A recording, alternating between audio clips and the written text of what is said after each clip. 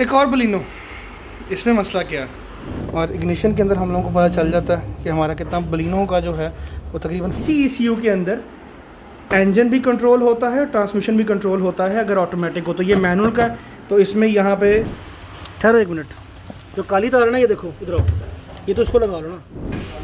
अच्छा जी, अगला दिन। आज क्या हो रहा है, सिटी की ब्रेक्स ख़राब थी, ये भी किया, इसकी ट्यूनिंग की है। ट्यूनिंग हो गई है इसकी, ऑटो फैन चल गया। अच्छा ठीक है। बलिनो जिसका स्टीयरिंग दोबारा खोला होता है वो भी क्लियर हो।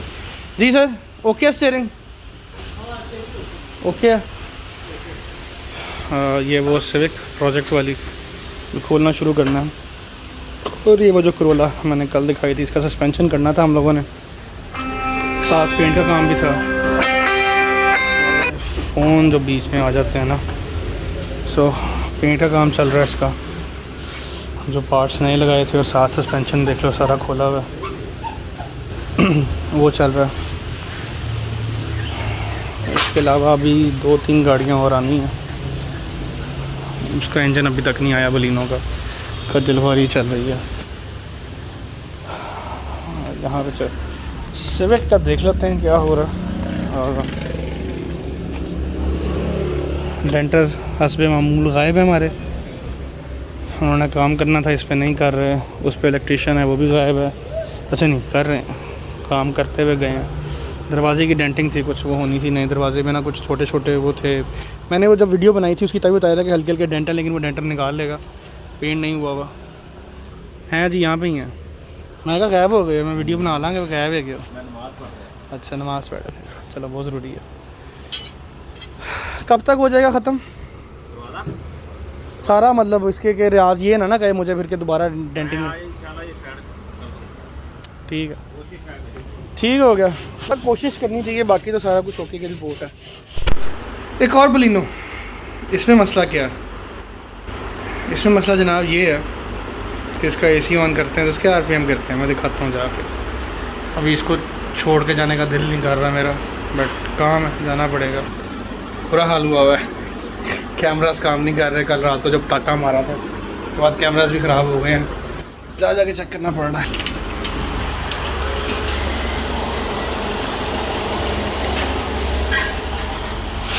ये बताएं, आवाज़ आ रही थी उसके बाद, वो जो आप कह रहे थे। अच्छा जी, AC काम कर रहा है। वो आप कह रहे थे कि भाई मैं हल्की हल्की है, तो उससे तो कोई इतना इशू नहीं है। हल्की हल्की आवाज़ RPM गिराती है, बंद होती है। मैं AC के बगैर रेस पकड़ती है। क्या ये बात है। तो बस वापस अपने कमरे में आ गए हम लोग, चिल AC में। अच्छा, सो बलिनो के बारे में बात करते हैं कि इसको प्रॉब्लम क्या होती है। एक तो सीन ये है, ये बलिनोज जो है ना, ये साफ़ कर लें इसको। पता नहीं यार, ये बड़ा महंगा फ़ोन लिया मैंने, फिर भी लोग कहते हैं मेरी शक्ल ही ऐसी, मैं क्या करूं। महंगा फ़ोन लेके भी ऐसी आने वाली है। ठहरो मैं इसको सेटअप कर लूँ, होल्ड करो। हाँ जी अब ठीक है, एक मिनट ठहरो।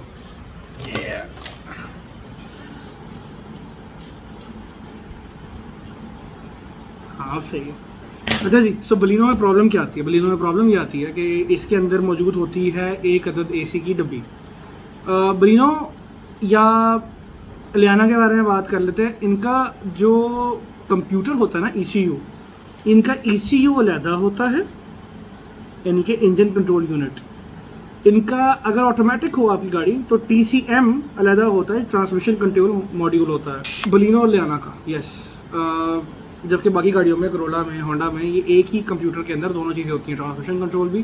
दिखाता हूँ मैं, यहाँ मेरे पास बहुत सारे कंप्यूटर पड़े हुए हैं। इनफैक्ट ये पड़ा हुआ है, बल्कि ये मैं दिखाता हूँ होंडा का। ये है होंडा सिविक का, ठहरो, ये होंडा सिविक का ECU है, ठीक है। अब आप इसमें देख रहे हो कि इन्होंने 1 2 3 4 5 जगह दी हुई हैं, लेकिन पिन्ने जो हैं वो 1 2 और 3, सिर्फ 3 में पिन्ने एग्जिस्ट करती हैं ये वाली, ये 2 जगह खाली हैं, ठीक है। सो ये वाला कंप्यूटर जो है ये बेसिकली D17 का है। ये मैनुअल गाड़ी का कंप्यूटर है, ठीक है। जो ऑटोमेटिक कंप्यूटर होता है मैं वो भी दिखाता हूँ आपको, वो यहाँ पे कहीं पे पड़ा हुआ है मेरे पास। ठहरो, अल्लाह खैर करे। नहीं, वहाँ पड़ा हुआ है, वहाँ पे दिखाता हूँ।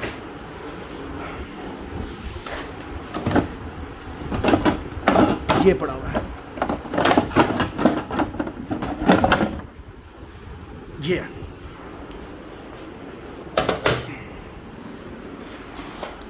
ये देखो। सो इनमें से एक आपको नज़र आ रहा है कि इस वाले में, नीचे वाले में 3 ग्रिप्स लगते हैं और ऊपर वाले में 1 2 3 4 लगते हैं। ये जो दरमियान वाला है, ये वाला मॉड्यूल ग्रिप का, ये है ऑटोमेटिक गियर का। सो इसी ECU के अंदर इंजन भी कंट्रोल होता है, ट्रांसमिशन भी कंट्रोल होता है अगर ऑटोमेटिक हो तो। ये मैनुअल का है तो इसमें यहाँ पे खाली है, इसमें पिने मौजूद नहीं हैं। ये ऑटोमेटिक का है तो इसमें वहाँ पिने मौजूद हैं और एक ही ECU मेंटेन करता है। जो बलिनो है हमारी बलिनो के अंदर या जो लियाना होती है उनमें ऑटोमेटिक के अंदर, उनमें ऐसा नहीं होता। उनमें इंजन और ट्रांसमिशन का अलग ECU होता है और इसी के साथ साथ इसका जो AC है उसका कंप्यूटर भी अलग होता है। मेरा ख्याल है मेरे पास वो भी यहाँ कहीं पड़ा हुआ है। अभी देखो वहाँ जाके खज्जल होकर आया हूँ मैं कंप्यूटर ढूंढने के लिए। ये भी पड़ा हुआ था होंडा सिविक का, है ना। ये देखो, ये होंडा सिविक का पड़ा हुआ है। ये देखो 1 2 3 4, तो ये ऑटोमेटिक का है। ये देखो, ये ऑटोमेटिक का पड़ा हुआ है। रूह अफ़ज़ा पड़ा हुआ है, ये ज़रूरी है, इसके बगैर काम नहीं होता। मेरा ख्याल है कि मेरे पास बलिनो की ना कंप्यूटर की डब्बी कुछ ऐसी होती है, मेरा ख्याल है ये बलिनो की ही है, आई बिलीव सो। कुछ ऐसी करके होती है।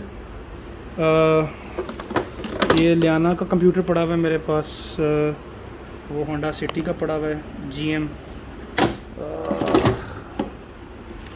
आने वाले सामान का सब दिया हुआ है। खैर अच्छा, सो ये जो होंडास और टोयोटास हैं उनके अंदर गियर का मॉड्यूल भी उनके अंदर ही होता है। जो सुजुकी है ना, इसका जी गंदा सीन है, इसके जो कंप्यूटर है ना वो अलग होता है इंजन का, गियर का और AC का।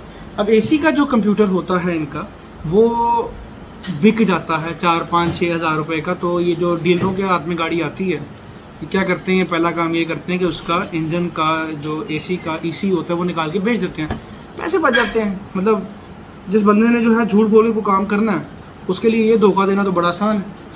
तो और पता नहीं चलता अनटिल अनलेस के AC चलाओ और बहुत ज़्यादा लोड डालो और वो गाड़ी जो है वो लोड लेके RPM गिराना शुरू कर दे। शरीफ आदमी उसको क्या पता लगने वाला कि ये वाली हरकत हो रही है। खैर, तो ये निकाल के बेच देते हैं। करोला के, टोयोटा के अंदर एक गाड़ी में आया था मेरा ख्याल है ये वाला ना, मेरा ख्याल है 4AFE के साथ जो था उसके साथ आया था ये वाला। बट एनी हाउ हम पहुँच डेविएट हो रहे हैं। सुजुकी के अंदर ये है। तो अभी गर्मियों में कोई 4थी 5वीं गाड़ी हमारे पास जो आई है, जो कि इसका मसला ये है कि अंदर कंप्यूटर नहीं लगा हुआ और जब वो AC ऑन करते हैं तो गाड़ी RPM गिराती है। लेकिन इसका मुझे लग रहा है कि हमारा ना फ्यूल प्रेशर का भी मसला है, क्योंकि बहुत ही ज़्यादा फ़र्क आ रहा है। तो फ्यूल प्रेशर टेस्ट करते हैं अभी। फ्यूल प्रेशर टेस्ट इस तरह से करते हैं कि एक अदद हमारे पास गेज होती है, ये वाली। ये गेज को हम कनेक्ट कर देंगे अपनी फ्यूल लाइन के साथ। ज़मील यहाँ पे हाथ रखिए, यहाँ से निकल जाएगा। उसके बाद हम करते ही हैं कि हम ना इग्निशन ऑन करते हैं और इग्निशन के अंदर हम लोगों को पता चल जाता है कि हमारा कितना बलिनो का जो है वो तकरीबन 45 आना चाहिए, तकरीबन यहाँ तक आना चाहिए हमारा फ्यूल का प्रेशर 45 पे। लग गया? इग्निशन ऑन कीजिएगा, सिर्फ गाड़ी स्टार्ट नहीं करनी, इग्निशन ऑन करना है बस। 30 20 27 बीच तो नहीं कर रहा वहाँ से, बंद कर दें। 25 है फ्यूल प्रेशर आपका, ये डाउन ही जा रहा है। बंद करें, नहीं होल्ड कर रहा। इतना तेरा यहाँ हाथ से लीक हो रहा होगा, बट देख ना होल्ड कर रहा है। थोड़ा सा गया नीचे, ये भी खुल जाएगा। पीछे रहना, पाइप अभी पेट्रोल गिरेगा। इतना नीचे जाता है जब वो कम होता है ना, तो 25 तक। आपका फ्यूल प्रेशर भी कम आ रहा है। और मेरा ख्याल है वो जो गाड़ी बैटरी है ना, बैटरी है वो इसकी वजह से बैटरी है। तो हमारे 2 मसले हैं कि AC के ऊपर वाइब्रेशन है, वो जो RPM नीचे गिरने की, और दूसरा रेस देने के ऊपर जो है वो गाड़ी बैठ रही है। ठीक है, ये तो आपके सामने चेक हो गया। फ्यूल पंप सबसे पहले चेंज होगा, फ्यूल पंप भी और ये फ्यूल फ़िल्टर भी। ये फ्यूल फ़िल्टर, जब भी फ्यूल पंप चेंज करना है तो ये फ्यूल फ़िल्टर लगा हुआ है ये भी चेंज करना होता है इसका, ये चेंज करो, उसके बाद चेकिंग हमारी शुरू होगी। देखो एसी की डब्बी तो मौजूद नहीं है अंदर, वो मसला तो है अंदर, ठीक है, लेकिन उससे पहले ये है, क्योंकि ये अभी गाड़ी पकड़ ही नहीं रही है।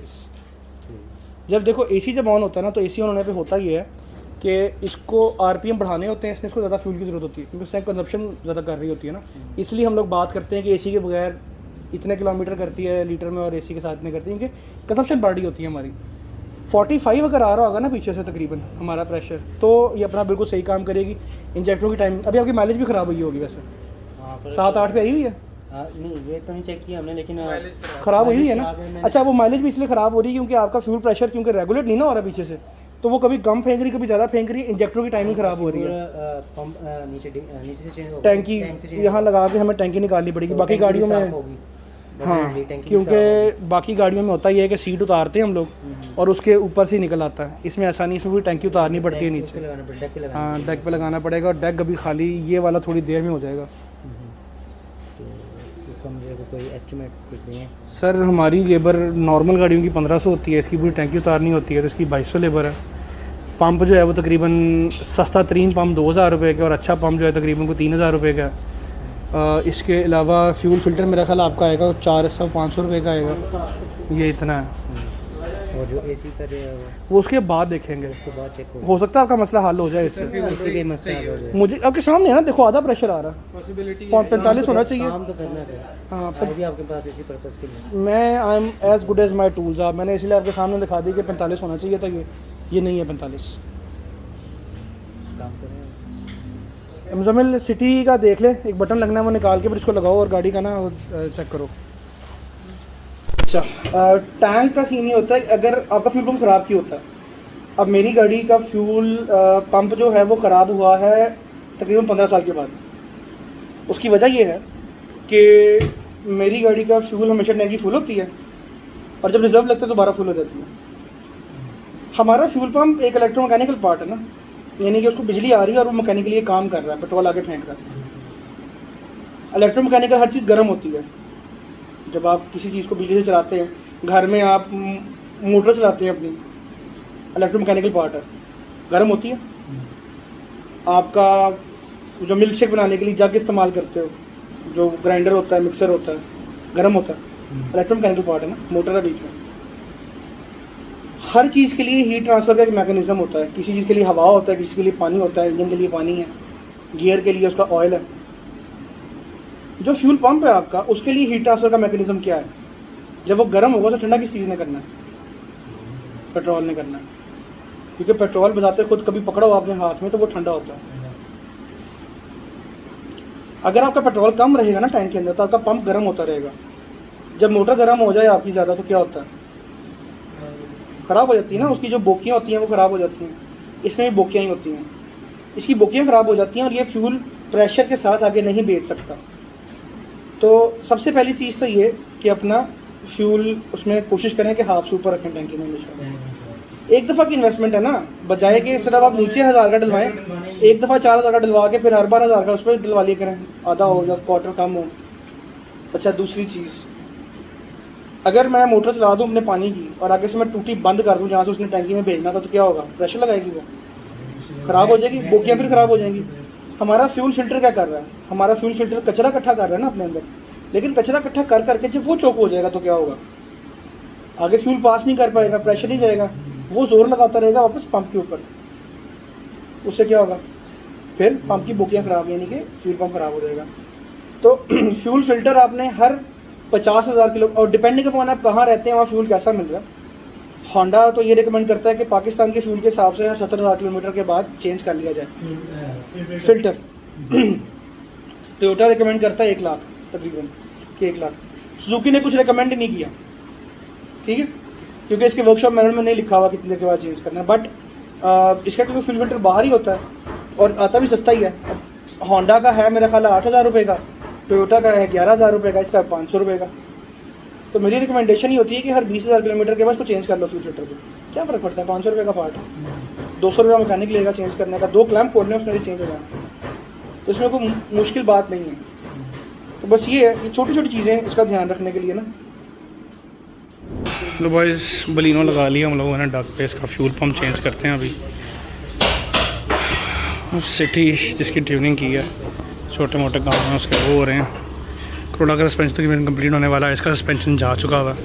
इसका हमारा प्लान ये है कि हम लोग पहले इसका सस्पेंशन करेंगे, इलेक्ट्रॉनिक पावर स्टीयरिंग कन्वर्ट करेंगे और उसके बाद बाकी चीज़ें करेंगे इसकी हम लोग ना। उसके बाद इंजन की तरफ आएंगे। चलो अब मैं प्रोजेक्ट के लिए वीडियो बना लूँ।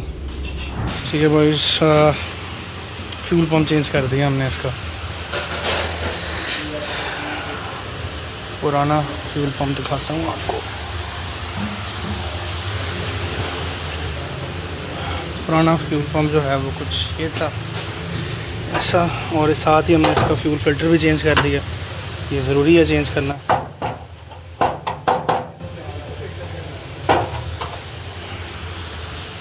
तो नया जो है फ्यूल फ़िल्टर लग गया। यस, और क्लैम्प्स भी लग चुके हैं। यस, ओके, सही हो गया।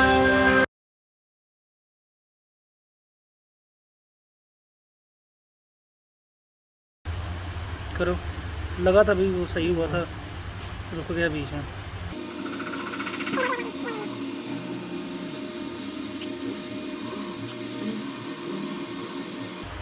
ठहरो एक मिनट, जो काली तार है ना, ये देखो इधर आओ, ये तो उसको लगा लो ना। सॉरी मैं वीडियो नहीं बना सका। मैं प्रेशर चेक कर रहे थे तो यहाँ पे तकरीबन 90 प्रेशर आ रहा है। 90 का मतलब ये है कि इसका रेगुलेटर जो है उसको 90 मिलेगा और ये तकरीबन 45 रखेगा अपने पास, 45 वापस भेज देगा। 45 तक इसने देना होता है। हाँ, फ़िलहाल तो हमें रेगुलेट होने से पहले ही 25 आ रहा था, तो रेगुलेट होने के बाद किया जाएगा। बेसिकली ये है कि यहाँ पे आ रहा है आपका फ्यूल पंप का प्रेशर। इसका मतलब अगर मैं यहाँ पे अब चेक करूँगा तो मुझे आने वाला है 90। ठीक है, ये चला गया यहाँ पे हुआ रेगुलेट यहाँ से, और रेगुलेट हो गया यहाँ से वापस चला गया जो भी 45 से ऊपर होगा। यूजुअली जो प्रेशर चेक किया जाता है वो यहाँ पे चेक किया जाता है कि वापसी पे आ रहा है कि नहीं आ रहा। मसला है कि हमारा तो पहले पूरा नहीं हो रहा था, तो यहाँ पे खाक आना था। तो खैर अब 90 है, इसका मतलब ये कि यहाँ पे वो 45 मेंटेन करेगा।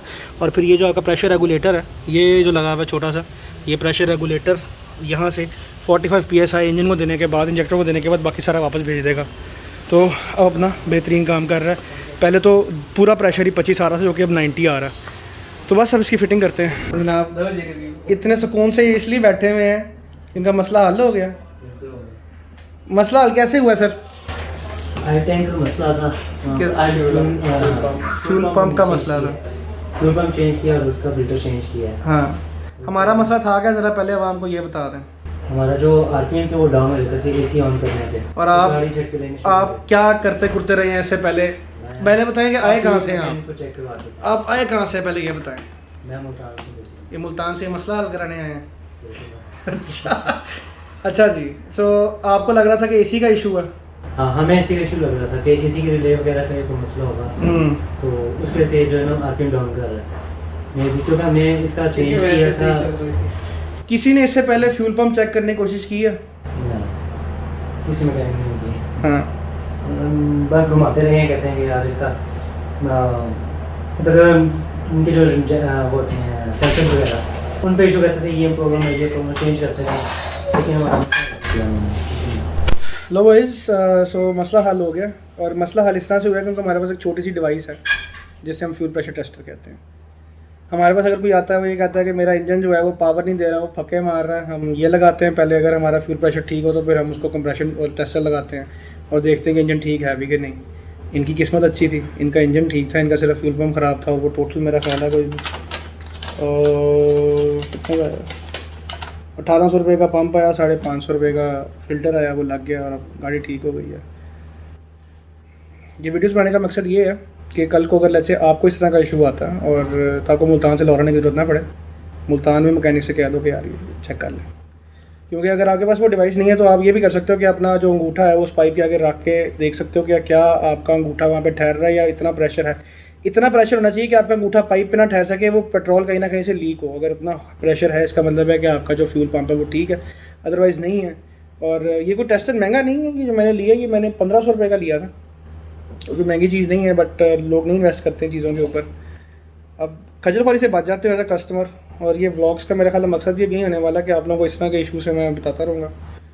Obviously it's a new thing for me, तो फ़िलहाल कस्टमर बैठे हैं, मैंने क्लियर कर लूँ, फिर मैं आप लोगों से बात करता हूँ। हम 10,000 रुपये का काम करते हैं तो उसमें से हमारी शायद 1000 रुपये या 800 रुपये बचते हैं, ज़्यादातर पार्ट्स के ही पैसे होते हैं। तो पैसे इकट्ठे करते करते बात कर लेते हैं। बात करनी थी ये कि यार ये जो वीडियोस है ना, इनका मकसद यही होने वाला है कि आप लोगों को ना इन्फॉर्मेशन दी जा सके कि रोज़ वर्कशॉप पे क्या काम हो रहे हैं, हम कितने खजल ख्वार हो रहे हैं। ठहरो, ये देखो, ये इन व्लॉग्स में तुम लोगों को आइडिया होगा कि मेरी शक्ल ऐसी क्यों बनी हुई होती है, ठीक है ना। सुबह से 3 दफ़ा कहीं कर चुका हूँ और अभी फिर क्या कह रहा था मैं, अभी इस टाइम 7:40 हुए हैं और ना मेरी बस हो गई हुई है। मैं घर जाना चाहता हूँ लेकिन अभी भी लोगों के फ़ोन आ रहे हैं जो दफ्तरों से फ़ारग हुए हैं ना कि यार हम आ रहे हैं आपके पास, बात करनी है। खैर मज़ा आता है लोगों से बात करने में, बताएंगे। इन वीडियो का मकसद ये होने वाला है कि मैं आप लोगों को बता सकूं कि यार ये जो हम लोग रोज़ काम कर रहे होते हैं, हमें किस किस किस्म के इश्यूज़ आ रहे होते हैं। और कारिस्तानिया जब स्टार्ट किया था ना, मेरा ख्याल है हम एक गलत डायरेक्शन में चले गए थे कारिस्तानिया की। मैं उस दिन बैठा ना, पहली वीडियो देख रहा था। अब गलत डायरेक्शन में नहीं कहूँगा, बट मैं इस पर बाद में आता हूँ। कारिस्तानिया की जब पहली वीडियो मैं देख रहा था ना, उस दिन मैंने पहले सीन का पहला जुमला ये था कि चैनल में इसलिए शुरू करने वाला हूँ कि आप लोगों का ना मैकेनिकों के शर से बचा सकूँ। ये बात बार बार मैं करता होता हूँ क्योंकि मेरे ज़हन में ना ये चीज़ रह जाती होती है कि मैंने कोई काम जो किया वो किस मकसद से किया, उसकी वजह क्या थी। हम लोग के प्रोजेक्ट की तरफ चले गए कारिस्तानी के अंदर, और चूँकि आप लोगों को वो देखने पसंद थे, प्रोजेक्ट खैबर था, तो शायद मेरा फोकस भी कम हो गया। But back of my mind हमेशा ये चीज़ रही है कि मैं आप लोगों के साथ ना ये चीज़ें शेयर करती रहा करूँ टेक्निकल। इसलिए टिप्स ट्यूजडे भी मैंने शुरू किया था, बट फिर अगेन वो दोबारा बहुत टेक्निकल हो गया था, उसमें कुछ मज़े का मवाद नहीं था, इंटरेस्टिंग नहीं था वो। तो मेरा ख्याल है कि ये ज़्यादा इंटरेस्टिंग है, इसलिए मैं आप लोगों से बात कर सकता हूँ बैठ के ना 1-on-1, जब मैं तो थोड़ा सा फ़ारग टाइम मिल जाए मुझे। तो खैर जिस तरह आप लोगों ने देखा आज कि एक गाड़ी जो हमारे पास एक मसले के लिए आई और वो टोटली डिफरेंट बात करके आए थे। उन्होंने मुझे फ़ोन पता है किया था, उन्होंने कहा था कि जी मेरी गाड़ी के एसी में मसला है, तो मैं आपके पास लेकर आ रहा हूँ, आपने बराए मेहरबानी मेरा एसी फिक्स कर देना है, ठीक है। और जब हमारे पास आई तो एसी में वाकई मसला था, बट जो मसला उनको फील हो रहा था वो एक्चुअली एसी का था नहीं, वो था हमारा फ्यूल प्रेशर का। हमारा फ्यूल प्रेशर ही पूरा नहीं आ रहा था। अब अगर हम कस्टमर की क्या कि एसी पे लग जाते हैं, जैसे कि पहले 4 इलेक्ट्रीशियन 5 मैकेनिकों को ये दिखा चुके हैं, तो हमने भी एंड पे हाथ खड़े कर देने थे, हम उनका कंप्रेसर चेंज करवा देते, हम गैस डलवा देते, क्या कुछ कर देते। और हिट एंड ट्रायल था ना, हम लोग करवा के उनको बाद में हम कहते हैं कि सर जी असी तो सारा कुछ कर चुके हैं, सानू समझ नहीं आती पे, इनको किसी और को ले जाओ। And that's what happened. इनको एक के बाद दूसरा तीसरा, मतलब एक इलेक्ट्रीशियन दूसरे के पास भेज रहा है, दूसरे से तीसरे के पास भेज रहा है, एंड वो तंग आ चुके हुए थे। तभी वो बेचारे बड़े फ्रस्ट्रेट हो गए। और जब हमने उन्हें ये बताया कि आपके फ्यूल पंप का मसला है, वो मानने को तैयार नहीं थे कि यार नहीं हो नहीं सकता भाई। फिर उनको मैंने गेज लगा के दिखाई, मैंने कहा देख लें भाई, ये देखिए 25 आ रहा है फ्यूल प्रेशर, जबकि ये रेगुलेट होकर 45, कम से कम 45 होना चाहिए था कि रेगुलेट होकर 0 पेट्रोल भी कर जाए तो कम से कम 45 होना चाहिए था, और यूजुअली उससे ऊपर होता है। तो वही हुआ, जब उनको नया पंप लगाया तो वो 90 से ऊपर निकल रहा था प्रेशर, उसने पाइप फाड़ दिया था। तो मैंने कहा था कि सर बस इससे ज़्यादा मैं चेक नहीं कर सकता, और इसके आगे अब कुछ ना कुछ रेगुलेट करने के लिए लगाना चाहिए। और अब वो खुश गए हैं। अब होगा ये, for me as a business owner मैंने क्या किया, मैंने ये प्रूफ कर दिया कि जितने मैकेनिकों के पास पहले वो जाते रहे हैं, मैं उनसे बेहतर हूँ। मैं मतलब कारीगर रेस्टोरेंट उससे बेहतर है। सो अब कल को जब इनके किसी जानने वाले, क्योंकि गाड़ी सबके पास है, ठीक है, मैं अब कोई ये इसलिए नहीं कर रहा कि मैं कोई फीस बिलीला कर रहा हूँ। एज अ बिज़नेस ओनर भी ये मेरा फ़र्ज़ है कि मैं सर्विस प्रोवाइड करूँ, उसी के मुझे पैसे मिल रहे हैं। और वी नीड टू अंडरस्टैंड जैसे मैं अपने जो यंग बच्चे हैं जो बिज़नेस में आना चाह रहे हैं या जो इस फील्ड के अंदर हैं, मैं उन्हें कहना चाहूँगा कि यार कस्टमर को ऐसी सर्विस दे दो कि उसको फील हो कि जितने पैसे उसने दिए हैं उससे ज़्यादा उसको सर्विस मिल गई है। मुझे कॉल आ रही है, मुझे नहीं पता कि मेरी आवाज़ रिकॉर्ड हो रही है। 1 मिनट ठहरो, मैं पहले कॉल ले लूँ। बेगम की कॉल है, बहुत इंपॉर्टेंट कॉल है।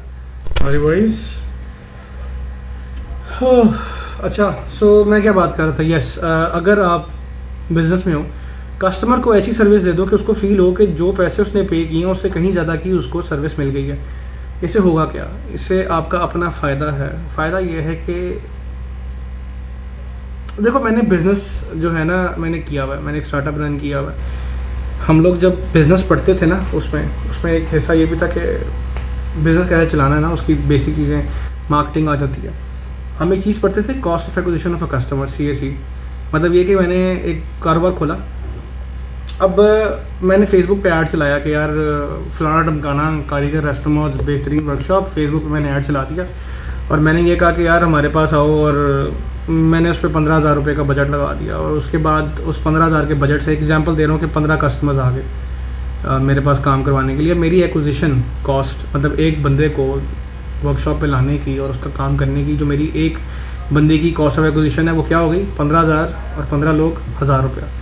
मैंने 1,000 रुपये के अंदर जो है वो एक कस्टमर को मैं वर्कशॉप के अंदर लेकर आया हूँ। अब अगर आज वो उसने मेरे से 1,000 रुपये का काम कराया है, मेरी कॉस्ट ऑफ प्रोवाइडिंग सर्विस यानी कि मेरी मैकेनिक की लेबर, मेरी वर्कशॉप की बिजली, AC, मेरी वर्कशॉप का रेंट, सारा कुछ मिला के जैसे कि वो 800 रुपये बनता है, तो मैंने 200 रुपये बचा लिए उसमें से। मैं जब तक उस कस्टमर के 5 काम 1,000 रुपये के नहीं करूँगा, मेरी ब्रेक इवन भी नहीं होने वाला। समझ रहे हो? अगर आपको ये लग रहा है ना कि आपने 1,000 रुपये में कस्टमर एक्वायर किया और आपने 1,000 रुपये का काम कर लिया और आप ब्रेक इवन हो गए, सॉरी, ऐसे नहीं है। कॉस्ट ऑफ प्रोवाइडिंग सर्विसेज भी कोई चीज़ है। मैंने 5 दफ़ा काम किया और उससे क्या हुआ, मैंने ब्रेक इवन कर लिया उसके ऊपर। जब 6ठी दफ़ा मैं उनका काम करूँगा तो क्या होगा कि मैंने 200 रुपये प्रॉफिट बना लिया उस कस्टमर से। लेकिन अगर यही होगा कि जब मैंने उनका पहला काम इतना अच्छा कर दिया कि उन्होंने जाकर अपने दोस्तों को बताया, बॉयज़ बैठे हुए थे ना, सूटा मार रहे थे बेहतरीन, तो बॉयज़ सूटा मारते हुए कह रहे थे कि यार मेरी गाड़ी ख़राब है, तो भाईजान ने कहा कि यार ये मैंने कारीगर रेस्टोरेंट से काम कराया था, बहुत बेहतरीन काम है इनका ना, इनसी के पास चले जाओ। अब ये भाई तो आए थे 1,000 रुपये का काम कराने के लिए, हो सकता है इनका दोस्त, क्योंकि इनका दोस्त ये कारीगर रेस्टोरेंट पे ट्रस्ट करके आए थे, ठीक है, तो इनका ट्रस्ट लेवल थोड़ा यहाँ पे था, पहली बार काम करा रहा हूँ कहीं से। जो इन्होंने अपने दोस्त को बताया, दोस्त कारीगर रेस्टोरेंट पे ट्रस्ट करके नहीं आ रहा, वो इन पे ट्रस्ट करके आ रहा है, वो इनका दोस्त है, तो उनका जो ट्रस्ट लेवल है वो यहाँ पे है। तो वो 1,000 रुपये का, लेट्स से कि उनका अगर काम 10,000 का भी होगा, जिसमें से हमें प्रॉफिट कितना होने वाला है, 2,000 रुपये, मैं लिखा लेता हूँ कि हमारा 20% प्रॉफिट मुझे बचता है वर्कशॉप को, एक अच्छा मार्जिन है ये। तो जब उन्होंने 10,000 का काम कराया, मुझे कितने पैसे बचे, मुझे 2,000 रुपये बच गए। अब क्या हुआ, मैंने भाईजान शफीक और ये भाईजान रफ़ीक, शफीक भाई पे मैंने 1,000 रुपये खर्चा और मैंने 200 रुपये बना लिए इनसे, ठीक। अब मैंने 200 रुपये, अब मेरे 800 रुपये के नुकसान में मैं शफीक भाई पे, ठीक। भाईजान रफ़ीक आए, रफ़ीक भाई पे मेरी कॉस्ट ऑफ एक्विजिशन क्या रही, 0, क्योंकि मैंने तो इनको ऐड दिखाया नहीं फेसबुक पे, ठीक है ना, ये तो मेरा ऐड देख के नहीं है, ये तो भाई शफीक भाई की बात सुन के। इन्होंने 10,000 का काम कराया, 2,000 रुपया मुझे प्रॉफिट बच गया, वो साफ़ी प्रॉफिट है मेरा। मुझे कॉल्स आ रही हैं, मैं दुआ कर रहा हूँ कि मेरी बात रिकॉर्ड हो रही हो, ठहरो मैं इसको डिक्लाइन करूँ। भाईजान रफ़ीक ने आके 2,000 खर्चे किए, साफ़ी 2,000 रुपया इसमें मुझे बच गया, क्योंकि मेरी cost of acquisition of customer थी ही नहीं। 10,000 में से मुझे 2,000 बच गया, ठीक है। अब भाईजान शफीक पे मैंने लगाए थे 1,000 रुपये, 200 पहले बचा लिया, 800 के लॉस में था। भाईजान शफीक जब आए तो ये पूरी काया पलट गई, ठीक है। जो 800 के मैं लॉस में था, वो 2,000 जब मैंने ठा करके यहाँ मारा तो मैं अब 1,200 के प्रॉफिट में आ गया हूँ, ठीक है। ये कुछ इस तरह की इकोनॉमिक्स है, एग्जैक्टली ऐसे नहीं है, इसमें बहुत सारी चीज़ें और इन्वॉल्व होती हैं, बट मैं एक एग्जांपल दे रहा हूँ। इस तरह आपका बिजनेस ग्रो करता है। कारीगर रेस्टोरेंट क्या 2020 के स्टार्ट में स्टार्ट हुई थी ना, तभी 2020 से 21 से 22, अभी क्या 2.5 साल नहीं हुए, 5वां महीना ना, हाँ अभी 2.5 साल पूरे नहीं हुए वर्कशॉप को खुले हुए, हम एक और ब्रांच खोल के बैठे हुए हैं। तो और ये जेब से इन्वेस्टमेंटें नहीं हो रही यहाँ पे, ठीक है ना, ये यहीं आप लोग से जो बनाया इस वर्कशॉप ने, ये वापस गया, तो ये कहाँ से आ रहा है, ये सर्विस प्रोवाइड की है अच्छी। और अब जिस तरह पहले मैं वो बलिनो वाले प्रोजेक्ट में बात की थी ना कि हम लोग वो चले गए हुए हैं 3rd और 4th ईयर के ऊपर, ये था। तो किसी भी बिजनेस में हो यार, आप अच्छा आप बर्गर बेचते हो ना मेरे भाई, वकार जगह की याद आ गई, टपाटप मेरा भाई, बर्गर बेचते हो ना, अगर आप अच्छा बर्गर बेचो, एक बंदे ने अच्छा बर्गर खाया, वो जाके 8 को बताएगा, बर्गर सब खाते हैं, जब वो 8 में से 3 और आएंगे ना, तो तुम्हारी फ्री की मार्केटिंग हो गई है। वो आप इतनी अच्छी सर्विस प्रोवाइड कर दो कि आपका कस्टमर आपकी मार्केटिंग करे। हमने ये सीखा कि इतनी अच्छी सर्विस प्रोवाइड। अब कारीगर रेस्टोरेंट पे आपने ऐड चलते हुए कब देखे हैं? मैंने आज तक ऐड नहीं चलाया कारीगर रेस्टोरेंट पे, जो फेसबुक पेड एड्स होते हैं मैंने आज तक नहीं चलाए, लेकिन काम आ रहा है। किस तरह आ रहा है? मैंने कारिस्तानिया पे कभी पेड एड्स नहीं चलाए, नहीं कारीगर रेस्टोरेंट पे I'm सॉरी, मैंने एक दफ़ा AC का पेड ऐड चलाया था, वो भी मेरे AC वाले ने कहा था कि सर ये थोड़ी मार्केटिंग कर दे, तो मैंने चला दिया था। बट मैं अपने मैकेनिकल काम के पेड एड्स नहीं चलाता। मैं ये चाहता हूँ कि जो मेरे देखने वाले, जो मेरा काम करवाने वाले हैं, मेरे मार्केटिंग वही लोग करते हैं। अब ये बात लंबी हो रही है, मैं इसमें नहीं जाऊँगा, तुम लोगों को मैं MBA कोर्स नहीं करा रहा, बट मैं इतनी ये विनती कर रहा हूँ कि सर्विस ऐसी प्रोवाइड कर दो। और फिर उसके बाद कस्टमर सर्विस, मैं एक एग्जांपल देता हूँ। वो अभी जो आपने देखा था वीडियो मैंने बनाई थी, उनकी बेल्ट टूट गई।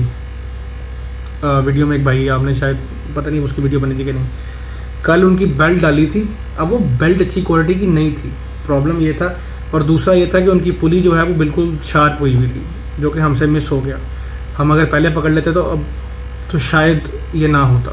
ठीक है, हमने बेल्ट बिल्कुल सही फिट की थी, पुली ख़राब थी या बेल्ट अच्छी क्वालिटी की थी। गाड़ी चूंग के पास was going towards I think Sahiwal जा रही थी गाड़ी, मुल्तान रोड पे कहीं पे वो गाड़ी की बेल्ट टूट गई।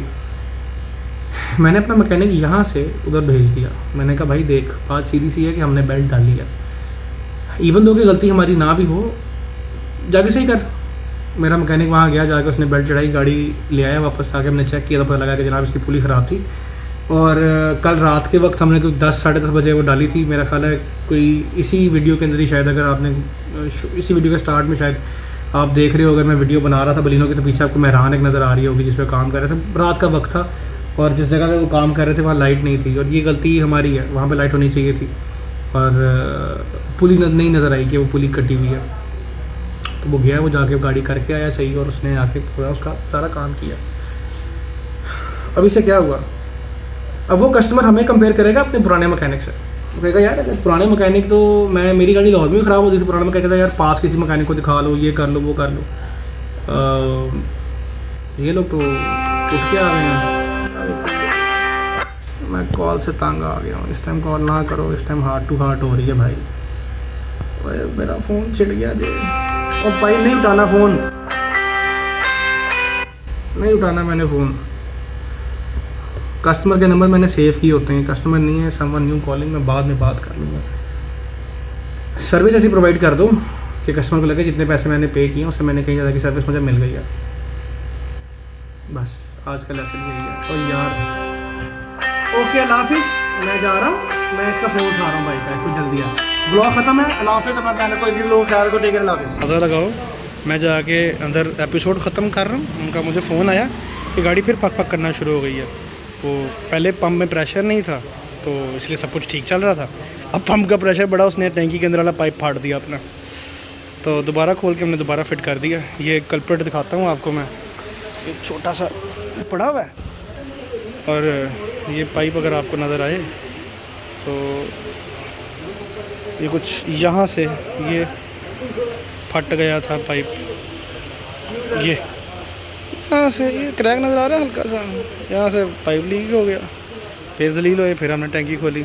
चलो खैर, अल्लाह हाफिज़। अगर आपको हमारा कंटेंट पसंद आया तो सब्सक्राइब कर लें और नीचे दी गई हुई बेल आइकॉन पर भी क्लिक कर लें, ताकि जब भी हम कोई नई वीडियो डालें तो आपको टाइमली अपडेट्स मिल जाएं। अगर आपको हमारी ये वीडियो पसंद आई है तो लाइक करें, कमेंट सेक्शन में हमें अपनी फीडबैक से आगाह करें और अपने दोस्तों के साथ भी शेयर करें।